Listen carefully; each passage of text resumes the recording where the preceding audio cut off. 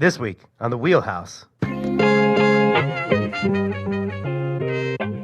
Poll workers. How they're preparing for the upcoming election.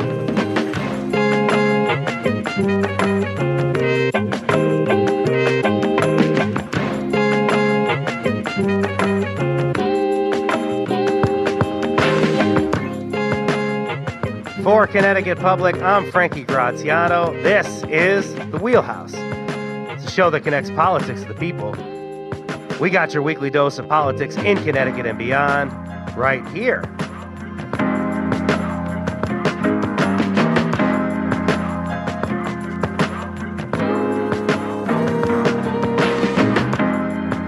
For poll workers, Election Day can bring a lot of unknowns.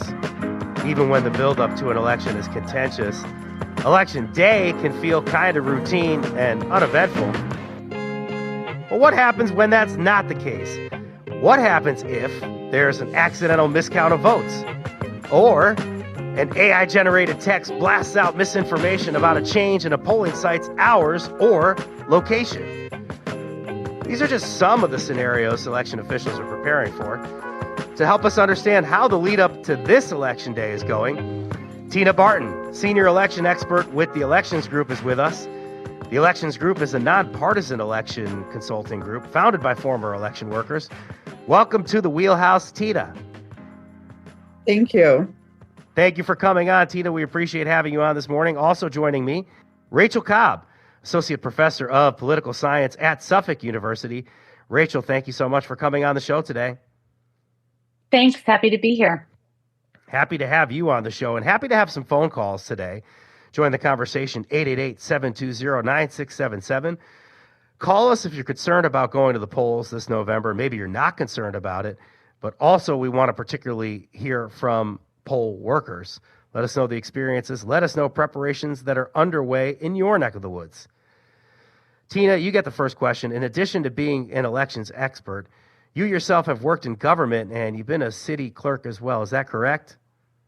That's correct. I spent 32 years of my career working for the government at various levels, and about 16 of those years were specifically spent serving as a city clerk or a deputy clerk here in the state of Michigan. And what about the Elections Group? What is that, and why did you get into this kind of work? So the Elections Group is an amazing group of former election officials from all across the country, from different states that specialize in different areas, but all come to the job with years of experience, still passionate about our profession and wanting to help election workers and also just to spread information and truth out in a society that seems to be filled with a lot of mis and disinformation. So providing resources, giving guidance, and helping, again, putting good information out there. Rachel, you also dedicate a lot of your time and efforts to thinking about elections. Talk to me about what you teach and how you were drawn to work in this field. Sure. Well, every even-numbered fall, I teach a class on voting rights and election law. And I make it as interdisciplinary as I possibly can. My focus is to introduce the world of election administration to students, but also to introduce them to the laws that guide our election process. And I require that all students serve as poll workers in the November election. I've been drawn to this field. Always been interested in elections and always been a political junkie. But I first started working in thinking about poll workers in 2006 when I was part of an early group that had funding from the United States Election Assistance Commission to develop a college poll worker program. And so I worked in partnership with people in the city of Boston to start that program and recruit students and essentially try to work to create a new generation of poll workers. Really cool work. Very glad that you guys are doing that. Good background from you guys as well. But I think now it's time for a story. Tina, help us understand life at the polling place a bit. That's why I'm coming to you for this. Can you please take me back to, I believe it was Election Day, November 2020. I think you're in Michigan at this point and working as a city clerk, correct?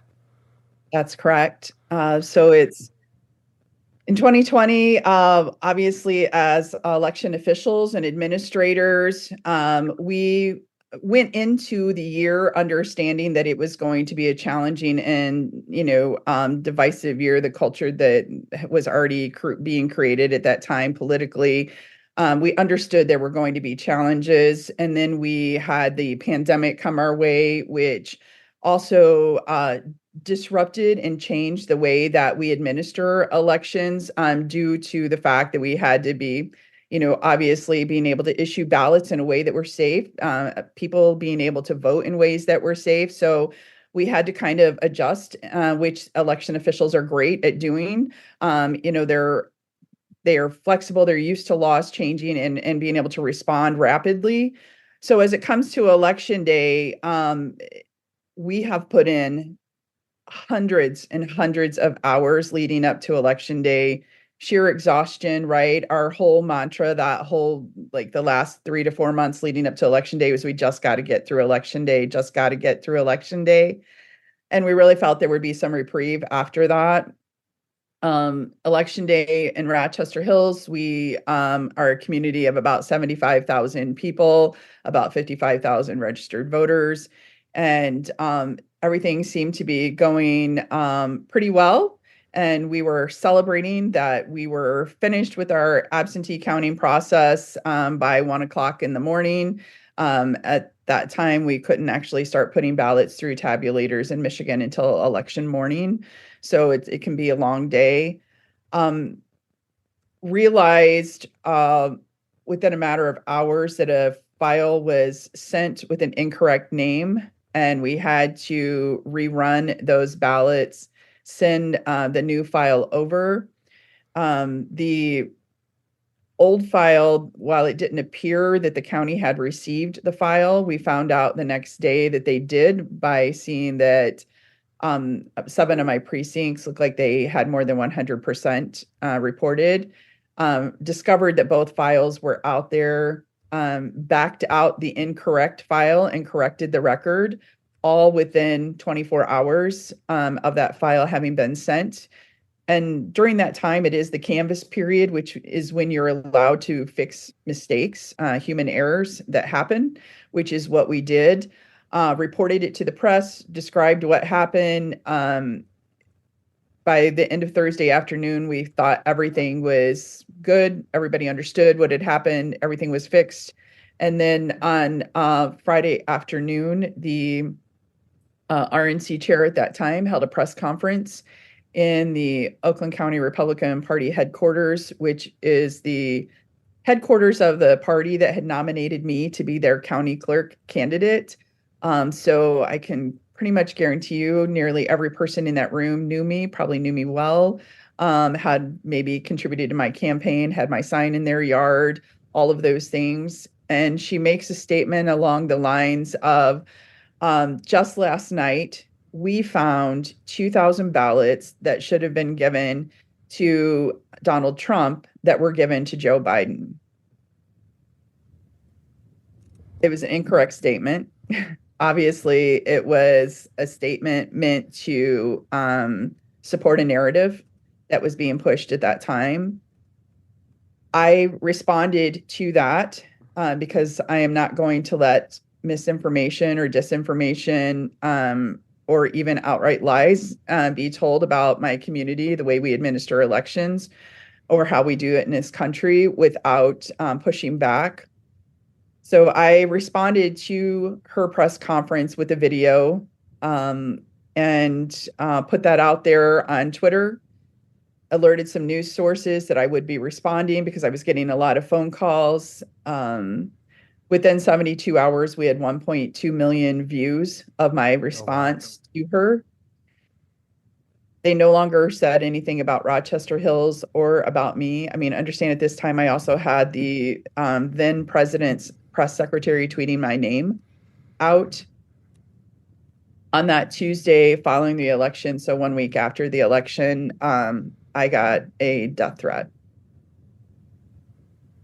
That's incredible that it rises to that level.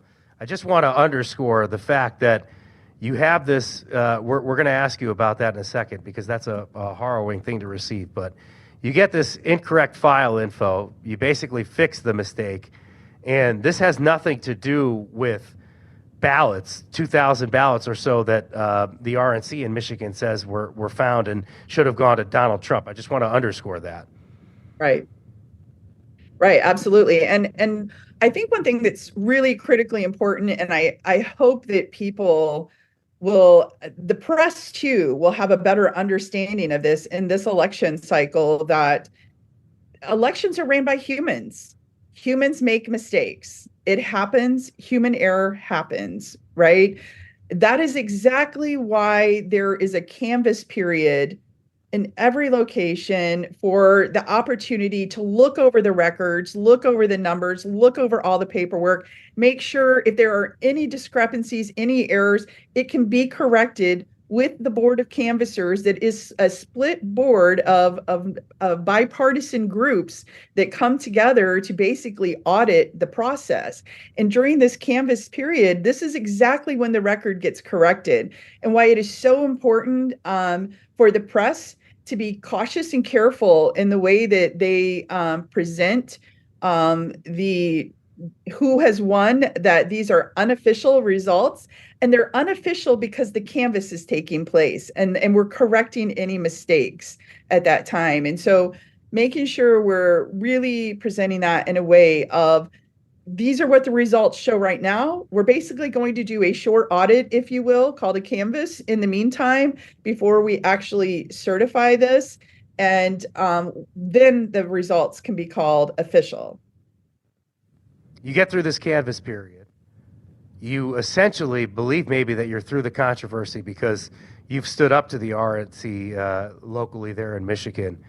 And there's this video that goes out. So all this happens. I can't believe that you had to go through this in such a quick fashion here in about a week after the election. And this is about a week after the election day. You get a death threat. Right. Yeah, I walked into my office that day. I mean, still reeling. Number one, from the whole year, right? Still exhausted from the whole entire year of the work that we've put in.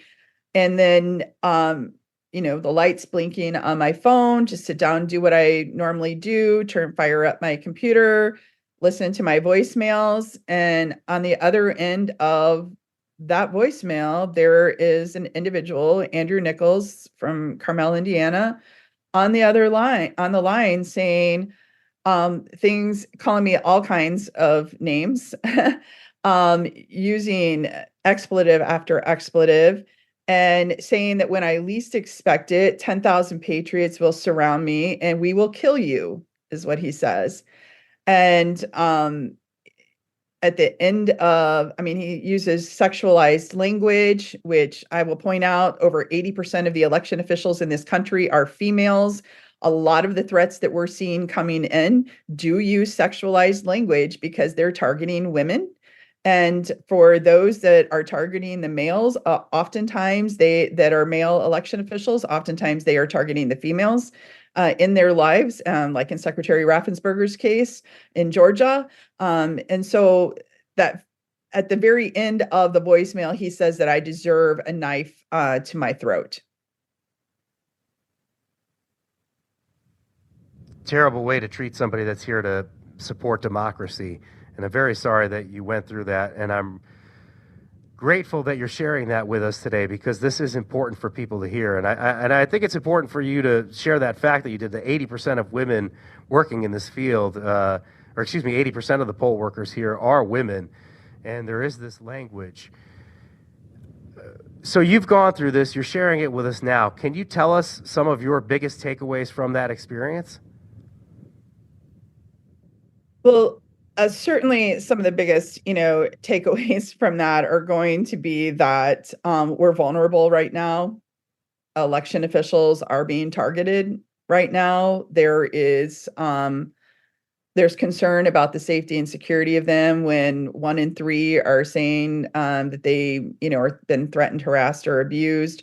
We've seen that number in a survey done by the Brennan Center of the number of people who have been threatened, harassed, or abused go from 28% to 38% just in 1 year's time. So the takeaway is that we are a profession that is underpaid, understaffed, and we are under attack at this time.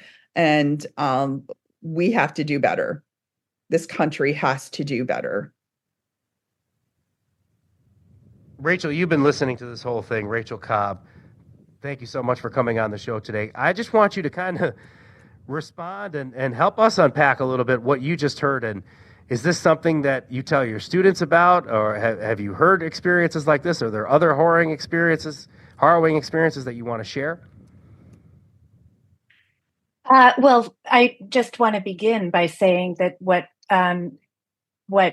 Tina has gone through and what election officials who have been intimidated have gone through is absolutely horrific.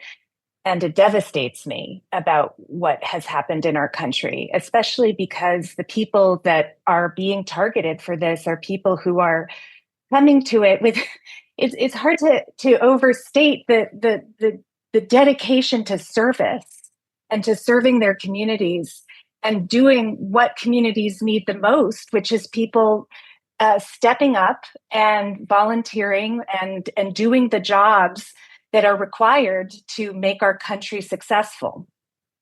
So with that being said, I think the other piece to this is there are essentially sort of these two worlds, maybe even three, maybe four, but the kinds of experiences that some people are having in this country are sort of alien to experiences that many of the people in my neck of the woods are having. So I live in Massachusetts, and it's not as if this doesn't happen in Massachusetts, but at the beginning of the show, we talked about sort of sleepy election days. There are plenty of polling locations that are, and I voted yesterday.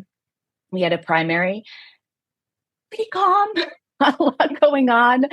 And you know, a sort of atmosphere of happiness and joy of people being able to participate.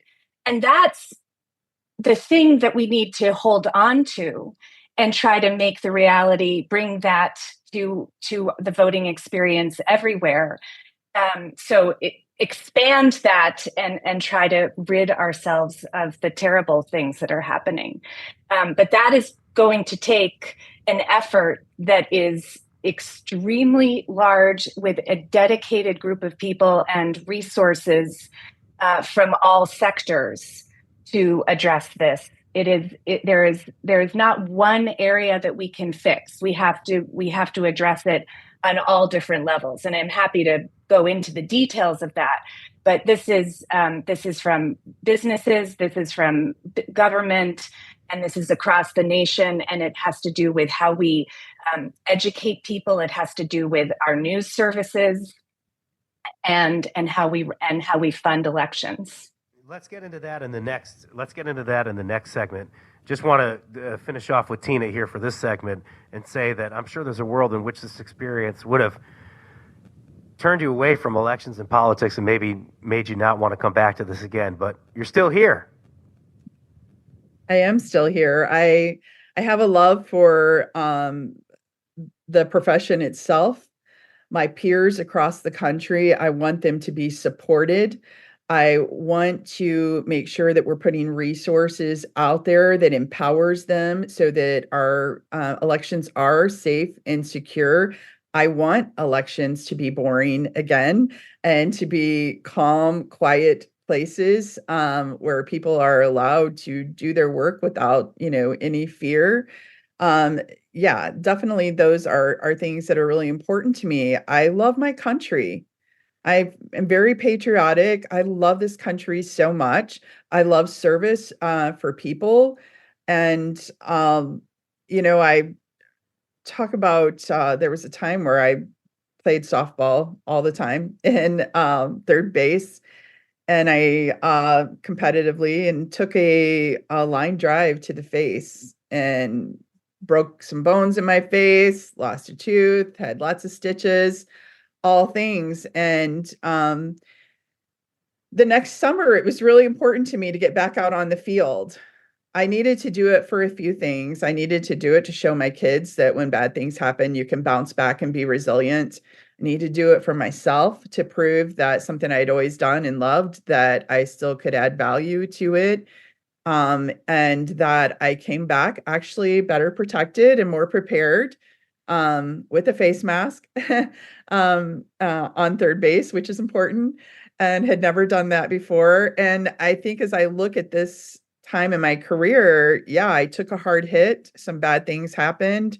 But I needed to show to other election officials and to this country that we're a resilient profession and that we get back up when we're hit hard, and we come back better prepared and more prepared, to do the job. And so it was never in my mind, do I leave elections and walk away from all of it? It's in my heart. It's part of who I am, and I can't do that.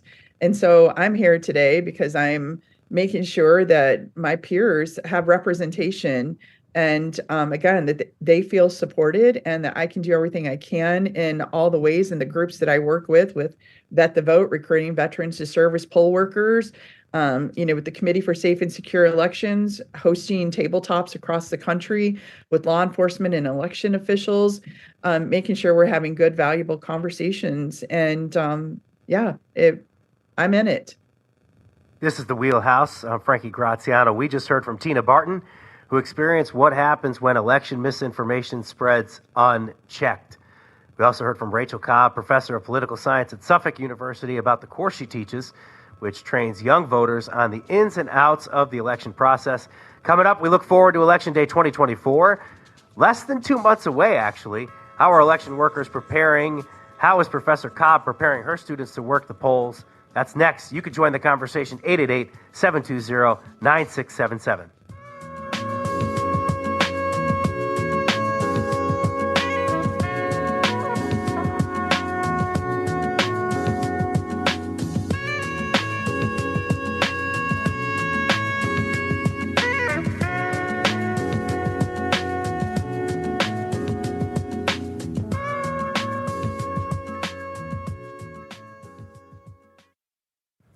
This is the Wheelhouse from Connecticut Public Radio. I'm Frankie Graziano.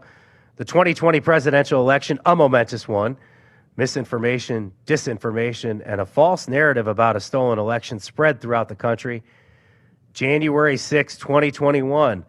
We saw what happens, what rhetoric about election results going unchecked, talking about the attack on the U.S. Capitol building. But this year, election officials are getting ahead of the game. Preparation for November 5th is and has been underway, both in the classroom and in your community. Here to talk about it with me, Rachel Cobb, Associate Professor of Political Science at Suffolk University, and Tina Barton, Senior Election Expert with the Elections Group. We invite your phone calls, particularly if you are a poll worker. Let us know some things you're doing to prepare for the election. Join the conversation, 888-720-9677. Rachel, let's dive into the course you teach at Suffolk a little bit, huh? First off, who are your students? Are they college age? Do they have diverse viewpoints? Do they represent different ethnic and racial communities? Who are these people? Yes, it is a diverse group of students. It's an undergraduate class, and it's an upper level elective. So this year I have 38 students who I will be meeting today in my class. And they come from, we have at Suffolk University, about 40% of our undergraduates are first generation. So it is a diverse group on all different levels. And most of them are coming into the class with some basic knowledge of political science because it's an elective within the major, but maybe not a lot of training in what election administration even is. Thank you so much for sharing that. What about the poll workers in general? We just heard from Tina in the last segment, 80% of poll workers female. Can you tell us a little bit about the demographics and maybe how that kind of jives with your students or maybe clashes? Well, the demographics of poll workers, as Tina said, across the country, election officials are female, but poll workers are also mostly female. In Boston, actually, the average age is a little lower for poll workers. The last time I knew, it was about 55. And Boston, especially, is a very diverse city, and so there's a high need for language assistance and a lot of different ethnic backgrounds. So our students are incredibly helpful to the city because they do provide some of that language assistance that the city needs, but they also do reduce the average age of a poll worker team usually by some. And one of the wonderful things that I do on election day is I go around and visit all of the students in the various polling locations, fighting Boston traffic, which is not easy, and bring them food. And I always hear from the poll workers who have been there for a long time to say, thank you so much for bringing your students. It just means the world, and they bring this energy and enthusiasm. And the other thing that is really wonderful is after the election, of course, the city goes back to the students and says, could you work again? And many of the students do. So they don't treat it as a one-time thing. They are hooked and they want to do it again. And so we really are creating a new generation of poll workers through programs like this. The other thing is I have been teaching. Oh, go ahead. Sorry. No, you go ahead. Go ahead. I'm sorry for interrupting. I was just going to say, I've been teaching this class since 2006. And so now I have some grownups who are in their professions. And I have some students who have gone into election administration. And so the nice thing is, this is an opening to them of another world. I mean, we don't have a lot of TV shows about election workers and elections. We think about the campaigns, but not all of the mechanics and the logistics behind the scenes. So this is an opening for them to learn about that. And they are really intrigued by it and excited by it. Are you a little nervous, though, during this time? It's great that you've done this work and also that maybe bringing down the average age so that young people get involved. But is there some concern after you hear a story like Tina's? I'm sure maybe the students have experienced something that is at least cumbersome at this time. Are you concerned that you get them involved in this? Is it impacting poll workers' maybe desire to volunteer with you or be in the class? Do you think these polarizing times, as we say in politics? Well, Tina can certainly speak to this in a different way than I can, but I guess I do want to distinguish the difference between essentially election administrators and poll workers. Poll workers, with the exception of a handful of people in this country, generally are their names are not known. And so they are dealing with the customer service issues that all people in the service industry are dealing with today, which can be very difficult. But I am not concerned essentially about their overall safety on election day. I do think that learning de-escalation techniques and all of that is super important. Massachusetts actually has a law that every single polling location have a police officer at the polling location, which is not true in most of the country. So there is the collaboration of law enforcement in these polling locations as well, which has its positives and negatives for sure. But at a time like this, I think that makes a difference. So in general, I think that their heightened knowledge about all of the challenges that people are facing around the country is creating some amount of anxiety. But at the same time, as my experience was yesterday, and as most of my students' experiences are in every single year, the experience is a positive one of helping their community, a positive one of that experience of being on a multi-generational team, a positive one of feeling as if they are making a difference. And then from an educational perspective, there's no other experience that teaches you about how elections are run than to actually be part of running an election. So there's no reading in the world that I can give them that has them understand it in the most fundamental way. And they are truly moved by the experience. I mean, most of my students come back just feeling extremely proud of the work that they did on that day. Thank you for sharing that. I just want to jump in there. Can I just mention to 100% to everything that she just said? And I do think that's a distinct difference where we've seen the threats to election administrators and poll workers that's a different pool of people. I think that is critical to understand. The average age of election workers in most other states, you're looking at closer to probably in their mid 70s. In Michigan, I think it's 74. I also want to point out too that in the polls, these are people that are your neighbors. So when they come to the precinct to vote, it's not uncommon that the poll workers there know a bunch, if not everybody, who's going to be coming in to vote, because these are people who live in that neighborhood, that live in that area. And a lot of these poll workers have been doing this for 10, 20, 30 years. Some of them, it's multi-generational in their families. Their moms do it, so then they do it, and then their kids do it. So it's something that seems to be generational. So just, I want to make sure that is also understood and 100% to everything that she just said.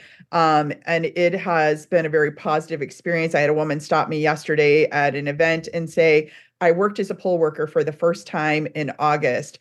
And I said, tell me about it. She goes, I learned so much. She said, I had no idea how detailed it is and all the checks that you guys have in place. She said, I was really impressed by the process. And I think if people have doubts, concerns about the election, immerse yourself in it, become a poll worker. There is no better way to learn about the process and no better way to then evangelize truth to everyone you come in contact about actually what is happening at the polling place and not what some media source is telling you or your friend down at the coffee shop thinks is happening at the polling place. You're listening to Connecticut Public Radio.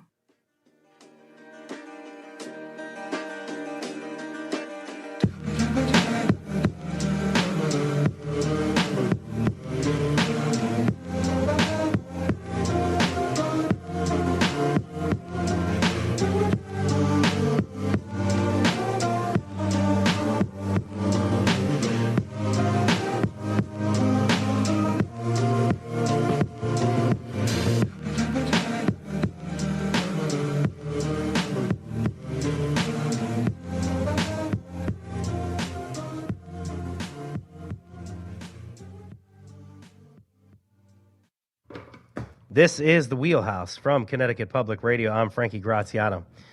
Historically, working the polls has been a low-risk form of public service, but that changed for many government officials in 2020. Former President Donald Trump did not concede, and there was an effort to overturn election results. A Georgia official was targeted by former President Donald Trump. 62 lawsuits were filed. All of them failed in the courts. And there was January 6th. That's a lot. In 2024, election workers are trying to learn from that to ensure safe and fair elections in our present and future, or at least to tell the public that everything is okay. That's what we're talking about this hour with Rachel Cobb, Associate Professor of Political Science at Suffolk University, and Tina Barton, Senior Election Expert with the Elections Group. I want to remind our listeners that you can join the conversation. You got a story to share about poll workers in your community? Are you someone who feels called to work the polls in November? 888-720-9677, 888-720-9677. Rachel, what would you say to someone who listens to this and thinks they might want to volunteer to work the polls?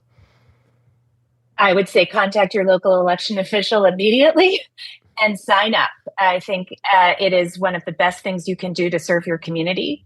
And it's a day. You know, I mean, you have to be trained, but it's a day out of your life. So it's something that is short-lived in that sense. And it's a wonderful thing to do. And as Tina said earlier, it's also a really nice way to see your neighbors and friends on election day. Tina, what's the best bit of advice you could give poll workers this November?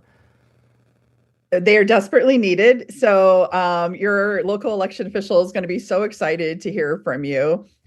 One thing I would also say, too, is there seems to be, a lot of division in the country. But when you come and work at a poll or a polling location, It is the most bipartisan thing that we do in this country where people come together, they work together on something, they feel positive about it. A Republican and a Democrat sign off on the same paperwork that they agree on something. It's so rewarding and fulfilling to see how the process actually works and to be a part of the process, knowing that on election night, you can say, hey, I did that.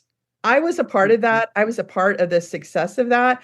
And overall, as a country, when everybody does that at every polling location, you are a part of something that's even way bigger than just yourself or your one location. It's the success of our country, of our democracy, and really that beacon of light to the rest of the world of this is how we do it, and we do it right. Well said. Thank you for sharing that, Tina. Rachel, let's dive into something that has a very negative connotation and something that obviously officials and governments want to avoid, particularly if they want to preserve democracy: voter suppression. That's on our minds every major election season. What do you tell your students about that form of election interference?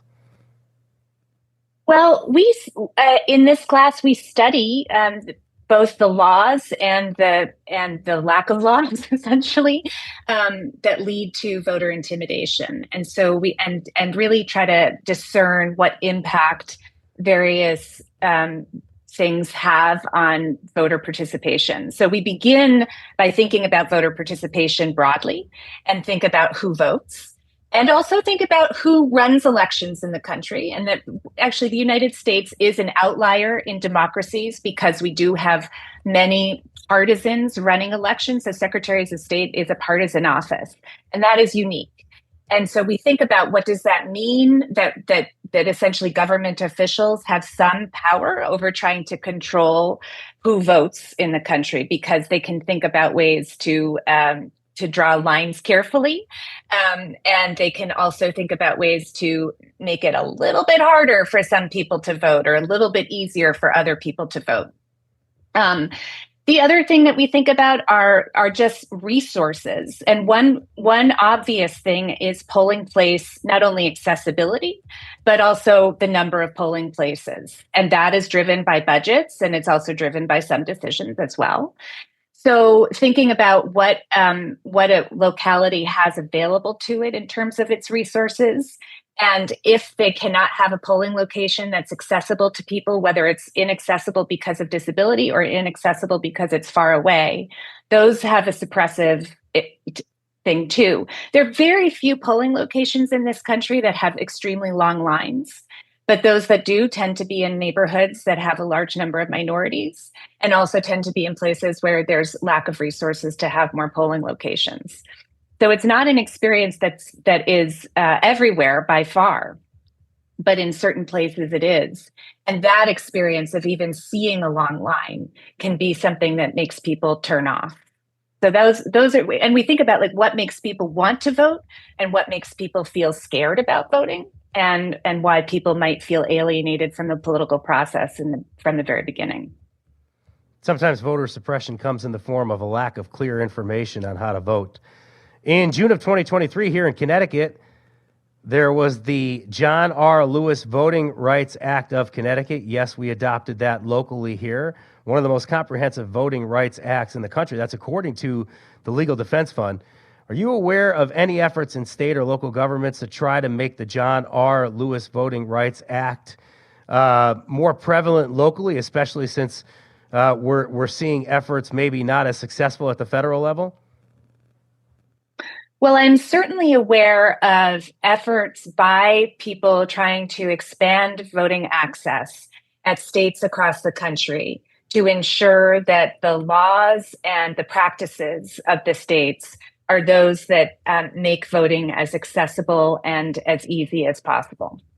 And that is something that coalitions of essentially good government organizations, i.e. organizations that want government to be open and transparent, but also want to make sure that there are laws that make things available to people.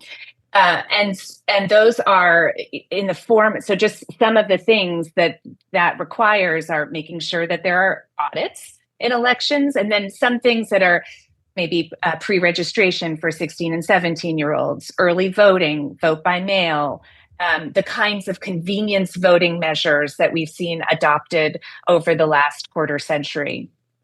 And as well, just making sure that local election officials have the discretion and the authority to administer elections in the way that is appropriate and not have partisan meddling in that.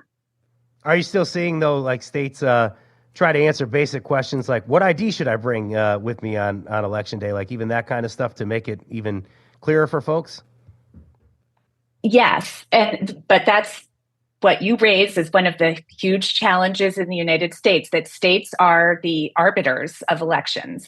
And so that's what makes it very confusing for voters, because different states have different requirements, different voter ID requirements, what ID they need to bring. Different states have rules about when you need to register to vote by, different deadlines.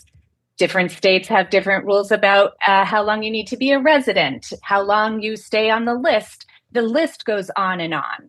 And so that in and of itself is a lot of information for people to process. When people move, I don't think it's the top of their list that they might need to re-register to vote, things like that.